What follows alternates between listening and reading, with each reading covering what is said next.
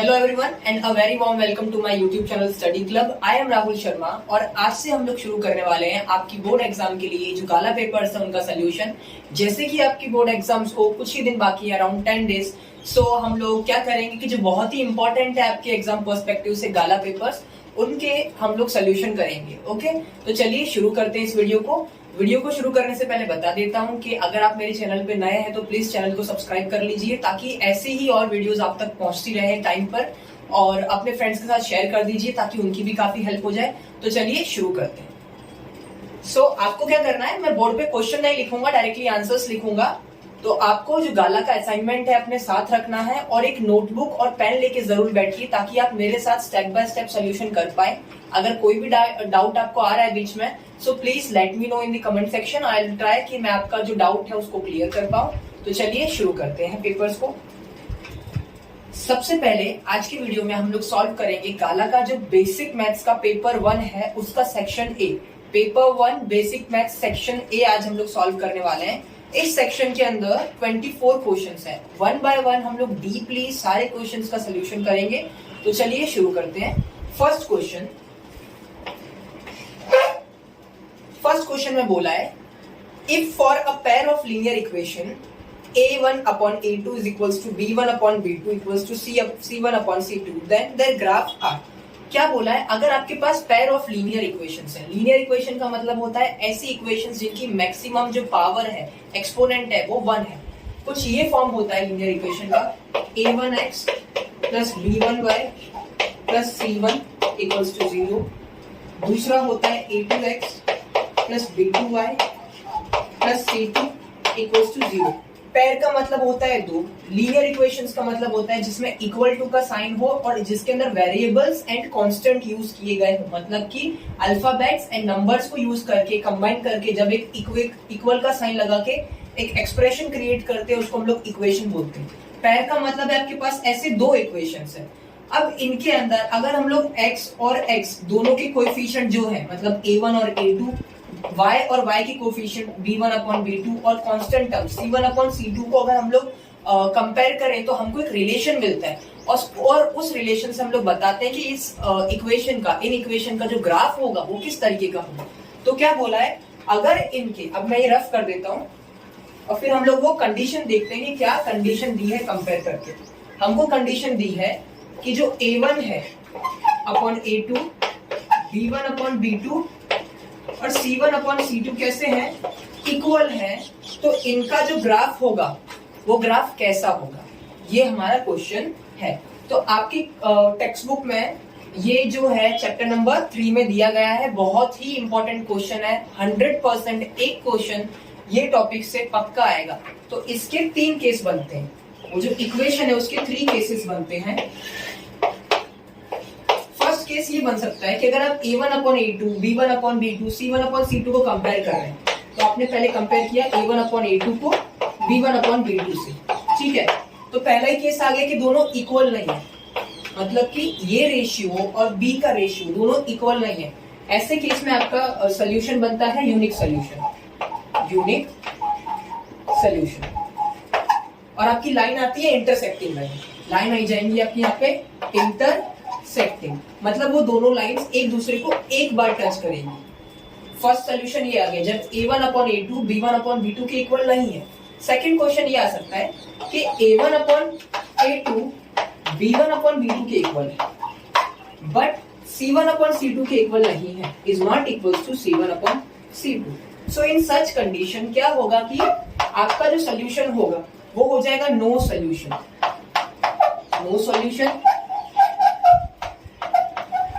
और आपकी लाइंस कैसी होंगी, लाइंस होंगी पैरेलल। तो ये आप क्या कीजिए, इस क्वेश्चन के साइड में इंपॉर्टेंट नोट करके एक बॉक्स बना दीजिए, उसमें ये जो पूरा टॉपिक है इस तरीके से बना दीजिए, नो सॉल्यूशन और लाइंस कैसी होंगी, पैरेलल। अब बनता है थर्ड केस में आपके पास क्या है, a1 अपॉन a2 लिया, b1 अपॉन b2 लिया, c1 अपॉन c2 लिया, तीनों के तीनों इक्वल आ गए। ऐसी कंडीशन में क्या होगा, इसमें होंगे हमारे मैनी सोल्यूशन या तो इनफाइनाइटली मैनी सोल्यूशन, बहुत सारे सोल्यूशन होंगे। इसमें 1 सोल्यूशन था, मतलब एक ही बार कट करेंगे। इसके अंदर क्या होगा, आपके ऐसे बहुत सारे सोल्यूशंस मिलेंगे। तो इसमें आ जाएगा मैनी सॉल्यूशन। और मैनी सॉल्यूशन के टाइम पे आपकी जो लाइंस रहेंगी वो रहेंगी कोइंसिडेंट लाइन। कोइंसिडेंट लाइन मतलब एक के ऊपर एक लाइन, एक लाइन के ऊपर दूसरी लाइन सो रही होगी, ऐसी लाइन को बोलते हैं कोइंसिडेंट लाइन। वो थोड़ी सी टेढ़ी बन गई है, और ऐसा एज्यूम करो कि ये एक लाइन है और दूसरे कलर के चौक से बना देता हूं मैं, दूसरी लाइन भी इसके ऊपर ही लाई कर रही है, तो ऐसी लाइंस को हम लोग बोलते हैं कोइंसिडेंट लाइन। और देखिए कितनी बार इंटरसेक्ट हो रहे हैं दोनों लाइंस, बहुत बार हो रहे हैं, इनफाइनाइट टाइम हो रहे हैं, तो इसके सोल्यूशन कितने हो गए, इनफाइनाइटली मैनी सोल्यूशन। तो आपका कौन सा कंडीशन दिया है क्वेश्चन में, थर्ड वाला कंडीशन, ये आपके क्वेश्चन में दिया है। अगर सोल्यूशन पूछते तो हम लिखते हैं मैनी सोल्यूशंस, पर टाइप ऑफ ग्राफ में हमको पूछा है कि लाइंस कैसी होंगी, तो कोइंसिडेंट लाइंस मतलब एक के ऊपर एक लाइन होगी, ऐसी लाइंस होंगी। ओके, आई होप सो आपको क्वेश्चन अच्छे से समझ में आ गया होगा। फिर से समराइज कर देता हूँ। आपको क्वेश्चन में बोला है कि आपके पास दो लीनियर इक्वेशंस है, पेयर ऑफ लीनियर इक्वेशन है, उसके अंदर अगर हम लोग a1/a2, b1/b2 और c1/c2 को कंपेयर कर रहे हैं तो तीनों के तीनों इक्वल आ रहे हैं। अगर तीनों के तीनों इक्वल आ रहे हैं तो उनकी लाइंस का जो नेचर है वो कैसा रहेगा, तो ग्राफ का नेचर कैसा रहेगा। ग्राफ का नेचर पता चलता है कि उसके ऊपर जो लाइंस बन रही है वो कैसी हैं। तो बिकॉज ऑफ दिस कंडीशन जो लाइंस बनेंगी वो कोइंसिडेंटिंग लाइन बनेगी, मतलब एक के ऊपर एक लाइन आ रही होगी, ऐसी लाइन बनेगी। तो आंसर हो जाएगा आपका option C, coincident lines. I hope आपको समझ में आया होगा। चलिए आगे बढ़ते हैं विद क्वेश्चन नंबर 2।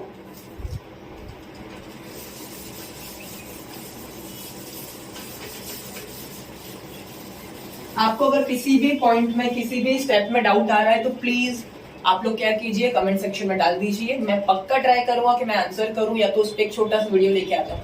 जितना आप लोग एक्टिव रहोगे उतना मैं एक्टिव रहूंगा। मेरा जो एक्टिवनेस है वो आपके ऊपर डिपेंड करेगा। आप जितना मेरे को सपोर्ट करोगे, जितना इस वीडियोस को शेयर करोगे, अपने फ्रेंड्स तक पहुंचाओगे, उतने ही मैं और वीडियोस बाकी सब्जेक्ट के लिए भी लेके आऊंगा, स्पेशली गुजरात बोर्ड के स्टूडेंट्स के लिए इंग्लिश मीडियम। क्वेश्चन नंबर 2, ये थियरी क्वेश्चन है, इसको भी नोट पॉइंट करके लिख ही लीजिए।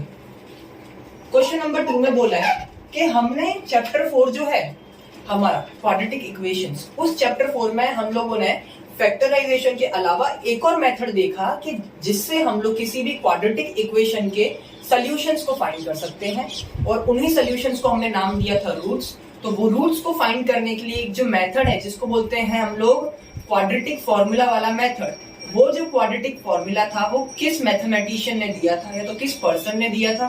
तो क्वेश्चन है, formula to find the solution of quadratic equation known as quadratic formula was given by mathematician. किसने दिया था, ओके तो किसने दिया था, श्रीधर आचार्य। आपको याद रखना है SA, श्रीधर आचार्य ने दिया था quadratic formula. What is the use of quadratic formula?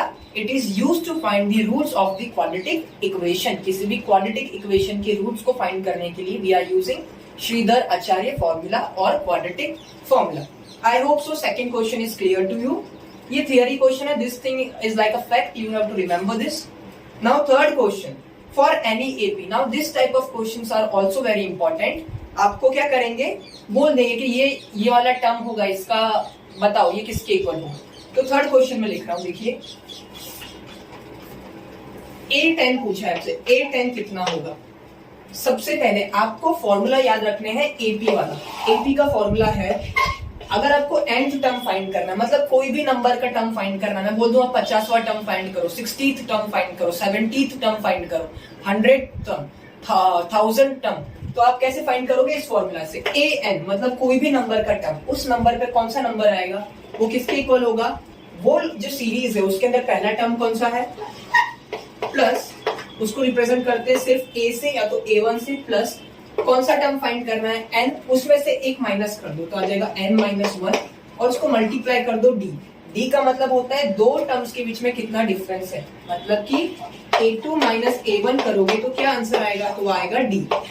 ये भी याद रखना है आपको। This two formulas are very important for your exams. Okay, nth term का फॉर्मूला है, कॉमन डिफरेंस का फॉर्मूला है। आपसे पूछा है टेंथ टर्म क्या होगा, तो सबसे पहले इधर देखिए, अगर यहाँ पे an होता तो an का फॉर्मूला क्या है, A1 plus n-1 into D. आपसे पूछा है A10 मतलब A1 का तो A1 रहेगा, n-1, n क्या है यहाँ पे, n की वैल्यू है 10 में से एक गया मतलब कितना आएगा 9, 10 माइनस 1 करोगे ना तो आ जाएगा 9 और डी का डी, तो आपका आंसर करेक्ट आ जाएगा A10 equals to A1 plus 9D। Okay, आपका आंसर आएगा ऑप्शन नंबर सी। सिर्फ ए भी हो सकता है, A1 भी हो सकता है, दोनों का मतलब सेम है, कंफ्यूज नहीं होना है आपको। चलिए देखते हैं question number 4।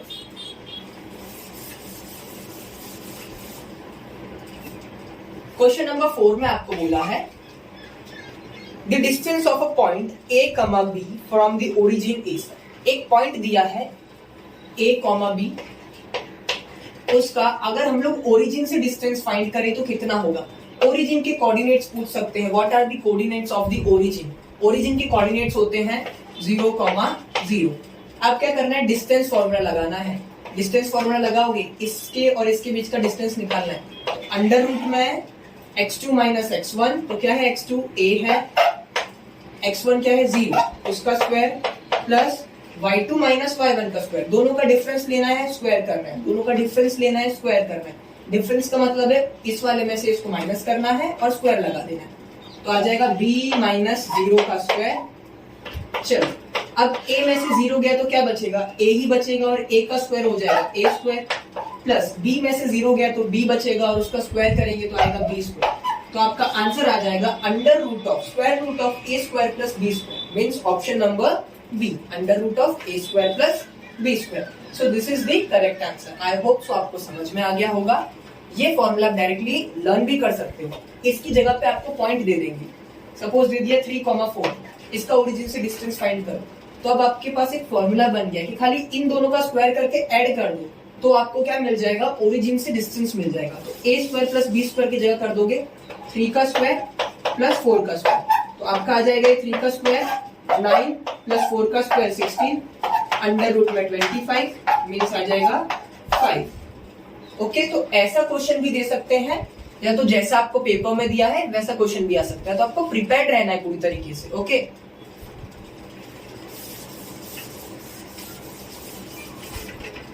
Now question number 5। Question number 5 again a very easy question. Question number 5 में बोला है कि साइन स्क्वायर 45 डिग्री की वैल्यू क्या होगी। तो हमको पता है ट्रिग्नोमेट्रिक टेबल, अगर आपको लर्न नहीं है तो मेरे यूट्यूब चैनल पे ट्रिक मैंने बताई है किस तरीके से आप पूरा का पूरा ट्रिग्नोमेट्रिक टेबल लर्न कर सकते हैं सारी वैल्यूज के लिए, तो जाके वो भी देख लीजिए। तो ऐसे टाइप की क्वेश्चन भी 100% आने वाले हैं आपके एग्जाम में, तो ऐसे क्वेश्चंस करने के लिए आपको वैल्यूज पता होनी चाहिए सारी। तो देखो, सबसे पहले आप बताओ मुझे साइन 45 की वैल्यू क्या होती है। साइन 45 डिग्री होता है हमारा 1/√2।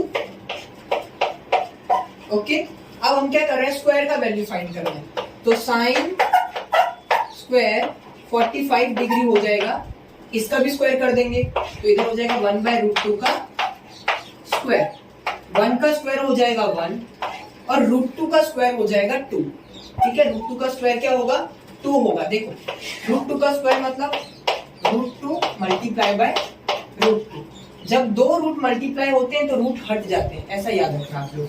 जब नंबर सेम हो वो भी याद रखना कि नंबर सेम हो और दोनों के ऊपर क्या हो, रूट हो, तो रूट हट जाएंगे आपके, ये रूट कैंसिल हो जाएंगे और वो नंबर है वो क्या आ जाएगा आपका 2। नंबर को एक बार लिख देना है आपको। ओके, इस तरीके से इनका मल्टीप्लिकेशन होता है। आई होप सो ये क्वेश्चन भी क्लियर होगा आपका। तो आपका आंसर है 1/2, नॉट दिस 2। मैंने मल्टीप्लाई कैसे करना है वो बताया है।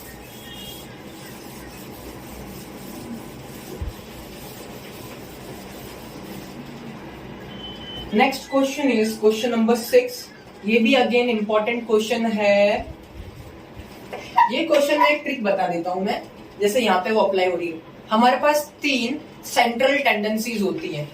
एक होता है मीन मतलब x बार, मोड और मीडियन। मीडियन मतलब कैपिटल M और मोड मतलब Z। जब भी ये तीनों में से कोई भी दो की वैल्यू सेम हो तब थर्ड की वैल्यू भी ऑटोमेटिकली सेम होगी।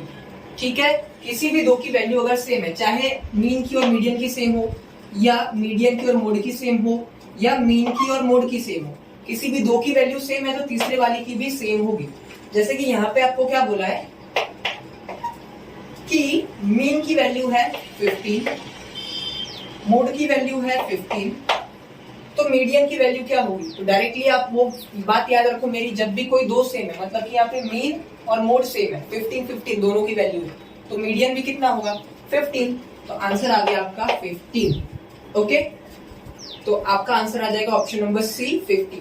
अगर आप चाहते हो कि कैसे ऐसा आंसर आया तो देखो, इसका फॉर्मूला होता है mode equals to 3 median minus 2 mean. ये मोस्ट इंपॉर्टेंट फॉर्मूला है, ये 50 बार लिख लो, 100 बार लिख लो, याद कर लो, दिमाग में छाप लो। इस फॉर्मूला से क्वेश्चन आएगा आएगा और आएगा ही पक्का। ठीक है, z का वैल्यू आपको दिया है 15, मीडियन का नहीं दिया है ना, z का वैल्यू 15 दिया है, तो इस फॉर्मूला में z की जगह पे 15 रखो। मीडियन का वैल्यू नहीं दिया है तो उससे कोई भी छेड़छाड़ी मत करो, उसको ऐसा रखो मीडियन। मीन का वैल्यू दिया है 15, तो 2 इंटू 15 कितना होगा? 2 15 30, तो यहाँ पे आ जाएगा 30। अब इस -30 को मैं LHS में भेजूंगा तो ये -30 से +30 हो जाएगा, 15 + 30 इक्वल्स टू 3 मीडियन आ जाएगा। 15 + 30 45 इक्वल्स टू 3 मीडियन। अब देखो 45 को 3 से डिवाइड करेंगे तो 45 divide by 3 equals to median. 3 से कट करोगे तो आ जाएगा 15, m आपका आ जाएगा 15। ओके, ये मेथड कब लगाना है? जब वैल्यूज अलग अलग हो तब मेथड लगा के इतना डिटेल में सॉल्व करना, वरना खाली इतना याद रखना कि दो वैल्यूज अगर सेम है तो तीसरी भी सेम होगी। टाइम बचाना है आपको। मैथ्स का पेपर वैसे भी बहुत लेंथी लगता है बच्चों को, क्योंकि सॉल्व करना पड़ता है, बहुत स्टेप्स होते हैं उसके अंदर, इसलिए। ओके, सो आई होप सो यहाँ तक क्लियर होगा आपको। सारे एमसीक्यूज हम लोगों ने सॉल्व कर लिए हैं। अब चलिए सॉल्व करते हैं हम लोग फिलअप्स।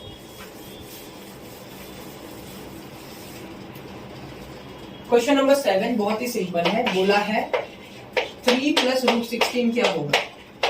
कौन से टाइप का नंबर होगा? Rational number, irrational number, negative integer. Rational number means ऐसे नंबर जिनको P/Q के फॉर्म में लिख सकते हैं। इररेशनल नंबर्स इट मींस ऐसे नंबर्स जिनको हम लोग P/Q मतलब कि रैशनल ऐसे ऊपर 2 फ्लोर्स के फॉर्म में नहीं लिख सकते, न्यूमरेटर और डिनोमिनेटर के फॉर्म में नहीं लिख सकते। और थर्ड ऑप्शन दिया है नेगेटिव इंटीजर, मतलब जिसके आगे माइनस का साइन हो, ऐसे नंबर्स। तो पहले इसको सॉल्व करते हैं। 3 का मतलब हुआ 3, प्लस का मतलब प्लस, √16 का मतलब हुआ 4, 3 + 4 होता है 7। 7 कैसा नंबर है? एक रैशनल नंबर है ना, रैशनल नंबर। अब आप लोग बोलेंगे कैसे रैशनल नंबर है? ये तो सिर्फ सिंगल खाली न्यूमरेटर है, इसका डिनोमिनेटर नहीं है। तो ऐसे नंबर जिनका डिनोमिनेटर नहीं होता है उसका मतलब उधर क्या है? 1 है। ओके, तो ये है पूरा 7/1। तो ये कौन से टाइप का नंबर है? Rational number. नेक्स्ट है, if alpha and beta are the zeros of the quadratic polynomial ax² + bx + c = 0 where a is not equals to 0 then alpha into beta. देखो कितना सिंपल क्वेश्चन बोला है। 8 number के आपके पास ax² + bx + c = 0 ऐसी एक equation है। इसके रूट्स फाइंड किए, रूट्स है अल्फा और बीटा, उनको मल्टीप्लाई करेंगे तो क्या आंसर आएगा? बहुत ही सिंपल है, c/a। अब उल्टा भी पूछ सकते हैं, आंसर तो c/a है। अगर आपसे पूछते अल्फा + बीटा क्या आता है तो क्या होगा? -b/a। ओके, तो ये दोनों आपको याद रखने के, दोनों का अगर मल्टीप्लिकेशन करते हैं तो c/a, ये c और ये a, अगर दोनों का एडिशन करते हैं इसका नेगेटिव और डिवीजन में ये। आई होप सो यहाँ तक भी क्लियर होगा आपको। चलिए नेक्स्ट क्वेश्चन पे बढ़ते हैं। The probability of getting number 4 on a dice is, ठीक है, अगर आप एक डाइस, आपने लूडो तो बहुत ही चला था अभी कोविड टाइम पे, बहुत खेलते थे लूडो सब लोग। तो लूडो के अंदर हम लोग डाइस यूज करते हैं खेलने के लिए, पासा जिसको बोलते हैं। ठीक है, वो डाइस को अगर हम लोग रोल कर रहे हैं मतलब कि डाल रहे हैं, तो क्या प्रोबेबिलिटी है, क्या चांसेस है कि उसके ऊपर 4 नंबर आएगा? तो probability of any event A is equal to क्या होता है? Number of favourable outcome upon total outcome. Total outcome मतलब टोटल कितने नंबर्स होते हैं डाइस के ऊपर, तो 6। टोटल आउटकम हो गया 6। ये 6 में से कोई एक आउटकम आएगा। अब कितने फेसेस के ऊपर 4 लिखा होता है? So there is only 1 face जिसके ऊपर 4 लिखा है। तो जितने फेस होते हैं उतना ऊपर लिखना है। तो एक फेस पे 4 लिखा होता है, एक फेस आएगा। 1/6 is the probability of getting 4 on the dice. तो आपका आंसर आ जाएगा 1/6। टोटल कितने फेसेस है नीचे लिखना है, कितने फेसेस पे 4 लिखा है वो ऊपर लिखना है। ओके, तो एक फेस पे 4 लिखा है वो लिख दिया ऊपर, और टोटल फेसेस कितने हैं वो नीचे लिख दिए 6। ठीक है, तो यहां तक भी क्लियर होगा आपको। अब देखो ये क्वेश्चन बहुत इंपॉर्टेंट है, ऐसा किसी और ट्रिग्नोमेट्रिक रेशियो के लिए भी पूछ सकते हैं, साइन के लिए पूछा है इन्होंने, कॉस के लिए, tan के लिए, कोसेक, सेक, कॉट, किसी के लिए भी पूछ सकते हैं। अगर क्वेश्चन नंबर कौन सा है 10,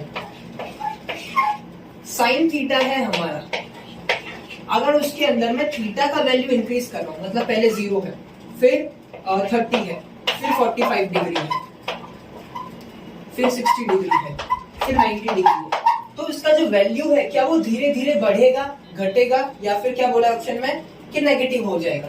तो जैसे जैसे थीटा का वैल्यू बढ़ाओगे, चलो देखते हैं। सबसे पहले होता है 0, फिर होता है 1/2, फिर होता है √1/√2, फिर होता है √3/2, फिर होता है 1। तो देखो पहले 0 से बड़ा होगा 1/2, 1/2 से बड़ा होगा 1/√2, उससे बड़ा हो जाएगा √3/2, और सबसे बड़ा हो जाएगा 1। तो देखो जो वैल्यू है, जैसे जैसे थीटा मतलब एंगल की वैल्यू बढ़ रही है, वैसे वैसे पूरे की वैल्यू जो है वो देखो बढ़ रही है। पहले 0 हो गई, फिर 1/2, फिर 1/√2, फिर √3/2, फिर 1 हो गई। आंसर क्या आएगा आपका इसका? इंक्रीज। ओके, आई होप आपको समझ में आया होगा ये भी। चलिए next, a tangent to a circle intersect it at dash point और पॉइंट्स। ठीक है, अगर कोई भी सर्कल है और उसकी उस सर्कल के ऊपर हम लोगों ने टेंजेंट ड्रॉ किया है, टेंजेंट पास करवा है, तो टेंजेंट सर्कल को कितने पॉइंट पे कट करेगा, या तो इंटरसेक्ट करेगा या तो पास होगा। तो टेंजेंट जो रहता है, tangent always intersects a circle at one point। Tangent circle को हमेशा एक ही पॉइंट पे कट करता है, एक ही पॉइंट पे इंटरसेक्ट करता है, तो एक पॉइंट से ही पास होता है। ठीक है, तो इसका आंसर आपका आ जाएगा 1। ओके, नाउ नेक्स्ट एक और क्वेश्चन पूछ सकते हैं इसमें। टेंजेंट की जगह आपको दे देते हैं सीकेंट, कि बताओ सीकेंट कितने पॉइंट से पास होता है, तो 1 की जगह यहाँ पे आ जाएगा 2। देखो टेंजेंट कैसा दिखता है, सर्कल है, ये हो गया टेंजेंट, ये थोड़ा ऐसा बन गया है, ये टेंजेंट होता है। और अगर ऐसा लेके मैंने ऐसा बना दिया तो ये होता है सीकेंट, दिस इज सीकेंट। ये जो लाइन है इसको बोलेंगे सीकेंट, और इस लाइन को बोलेंगे टेंजेंट। ये एक पॉइंट पे टच कर रही है, ये 2 पॉइंट पे टच कर रही है। ओके, चलिए आगे बढ़ते हैं। Question number 12। क्वेश्चन नंबर 12 में बोला है what is the in the following frequency distribution the model class is. Model class पूछी है।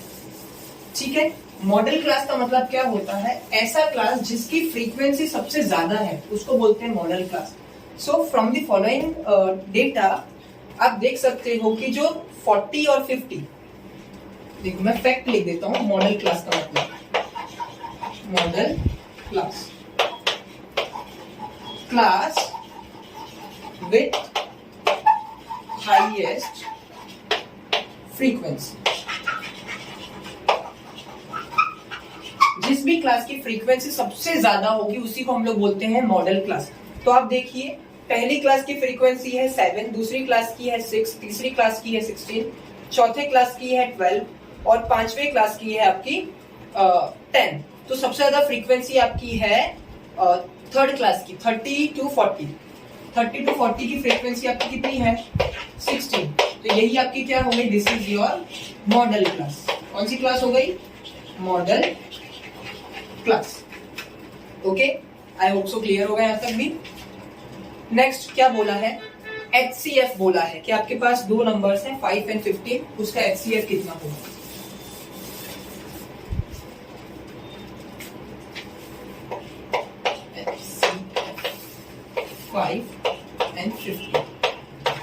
देखो HCF का फुल फॉर्म होता है हाईएस्ट कॉमन फैक्टर, मतलब दो नंबर है आपके पास या तो कितने भी नंबर है, वो नंबर्स के फैक्टर्स निकालो और उन फैक्टर्स में से सबसे बड़ा फैक्टर तीनों के बीच में कौन सा कॉमन है जो तीनों को डिवाइड कर देगा, उसको बोलते हैं HCF।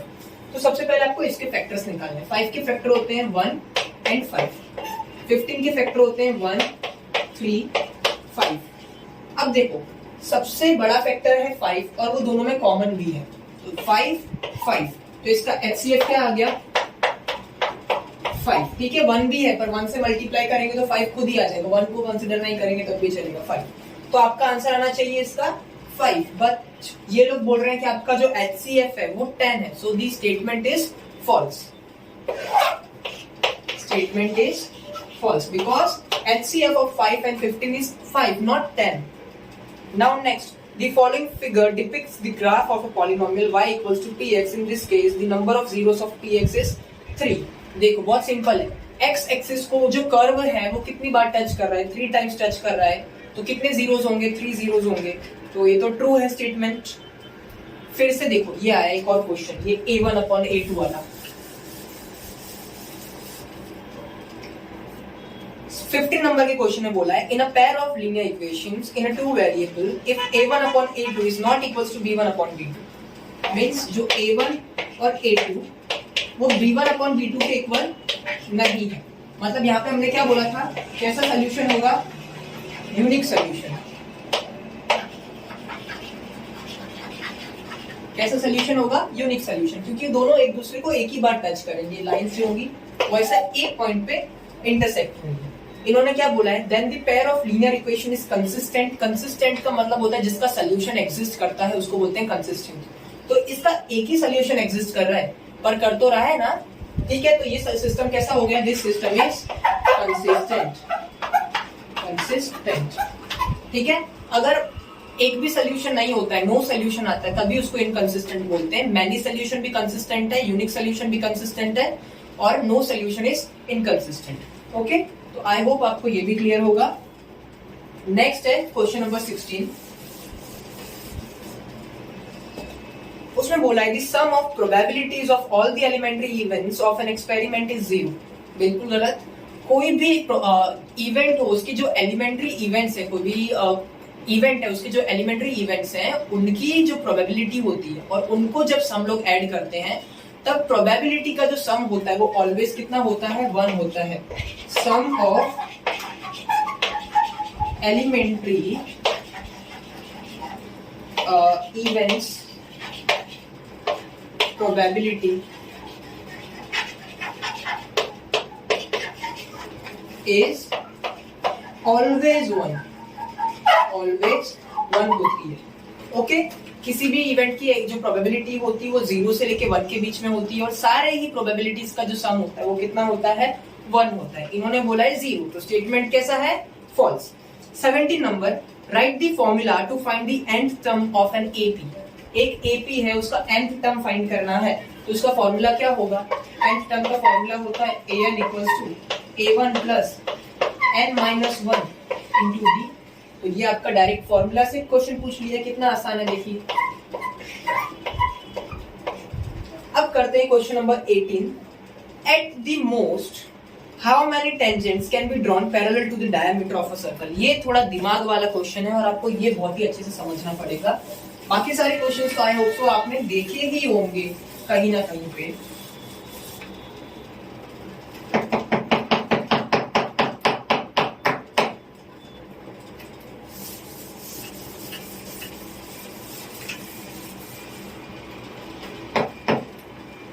चलिए क्वेश्चन को समझा देता हूँ। क्वेश्चन में क्या बोला है आपके पास, क्वेश्चन नंबर 18, आपके पास एक सर्कल है, सर्कल थोड़ा खराब बन जाए तो गुस्सा मत करना। ये सर्कल है, ये इसका सेंटर है और ये इसका डायमीटर है। इन्होंने बोला है कि मैक्सिमम कितने टेंजेंट्स ड्रॉ कर सकते हैं जो कि सर्कल के डायमीटर के पैरेलल हो। पैरेलल बोला है मतलब एक ये डायमीटर है, इसके पैरेलल होने चाहिए। तो एक टेंजेंट ये हो जाएगा, एक टेंजेंट ये हो जाएगा, तो मैक्सिमम 2 ही टेंजेंट ड्रॉ कर सकते हैं जो कि डायमीटर के पैरेलल आ रहे हैं। आप सोचोगे मैं तो ऐसा भी कर दूंगा, so this tangent is not parallel to this diameter, this is forming the angle of 90 degree, so this is not parallel, this is perpendicular to the diameter. हमको बोला है पैरेलल, तो पैरेलल तो कितने हो सकते हैं, ये 2 ही हो सकते हैं। अगर डायमीटर आप सपोज ऐसा लेते हैं वर्टिकल, तो ये दोनों परपेंडिकुलर हो गए, तो ये दोनों काउंट नहीं होंगे, फिर हमको ऐसे ड्रॉ करना पड़ेगा। तो ये आ गए 2 parallel tangents to this diameter. So there is maximum chances, there is only 2 tangents can be drawn parallel to a diameter. Okay, so इसका आंसर हो जाएगा 2. What is the probability that sun rises in the east?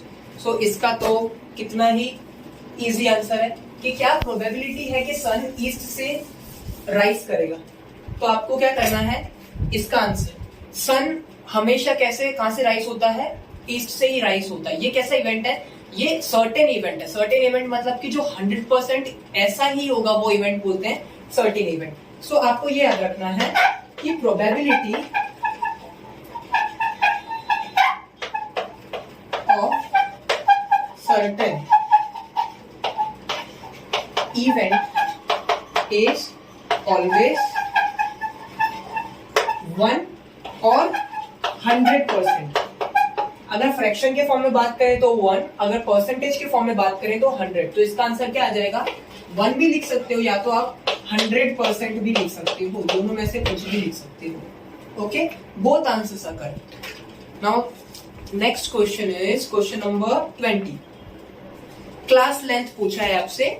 State the class length of the class 65 to 75. Okay, आपके पास एक class है 65 to 75. इसका class length पूछा है. क्लास लेंथ का मतलब होता है इन दोनों के बीच में कितना डिफरेंस है. ये होता है हमारा इसके बीच का और इसके बीच का डिफरेंस कितना है वो.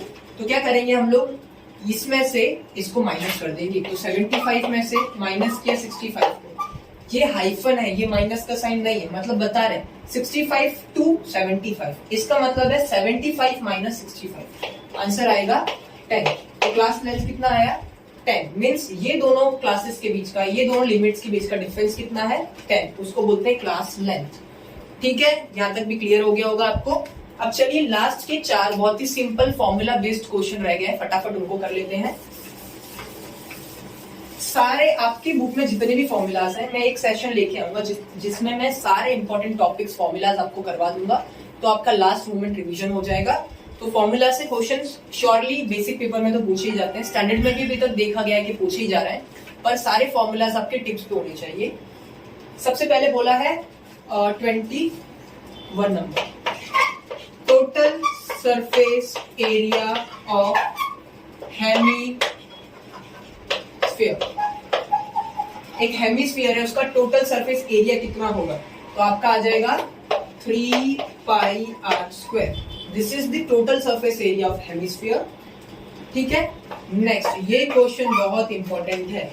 Volume of 10 rupee coin. अगर 10 रुपी का सिक्का है, 10 रुपए का सिक्का है, उसका वॉल्यूम फाइंड करेंगे तो कितना होगा. तो सबसे पहले समझो कि 10 रुपी का जो कॉइन है उसका शेप कौन सा है. तो सिलिंड्रिकल शेप होता है, और सिलेंडर का वॉल्यूम का फॉर्मूला क्या होता है, पाई आर स्क्वायर एच होता है. तो वही जो फॉर्मूला है वही हम लोग यूज करेंगे कॉइन का वॉल्यूम फाइंड करने के लिए भी.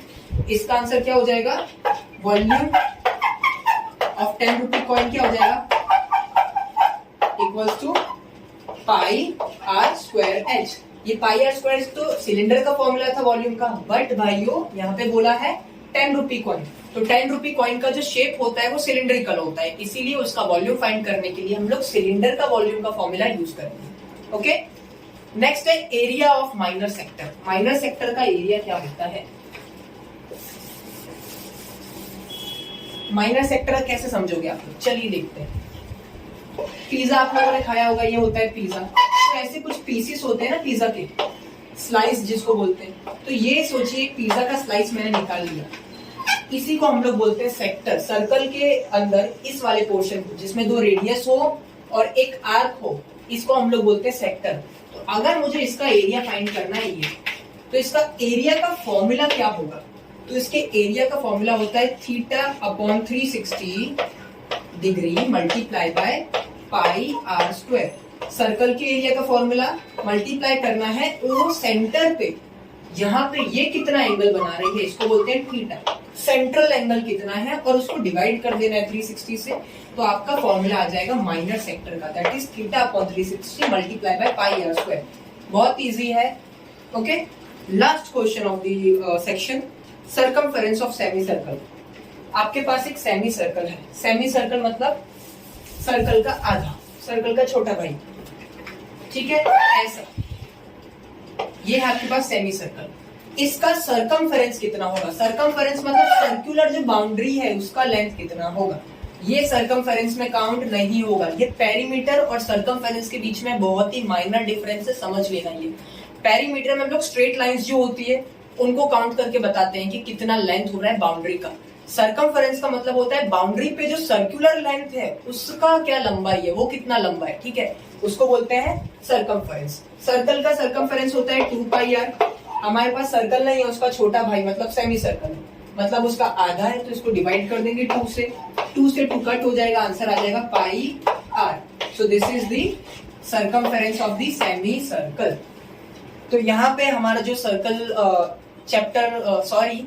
यहाँ पे हमारा जो सेक्शन ए है आपका पेपर 1 बेसिक मैथ्स का, वो कंप्लीट होता है। आई होप सो आपको सारे क्वेश्चंस के आंसर सोल्यूशन समझ में आए होंगे, आपको हेल्पफुल हुए होंगे। आप ऐसे ही मुझे सपोर्ट करते रहिए ताकि मैं और वीडियोस ला पाऊं आपकी हेल्प करने के लिए। अपने फ्रेंड्स के साथ शेयर कर देना वीडियो को, लाइक कर देना वीडियो को और सब्सक्राइब कर देना चैनल को। मिलते हैं अगले वीडियो में, तब तक के लिए कीप स्टडिंग, पढ़ते रहें, बढ़ते रहें।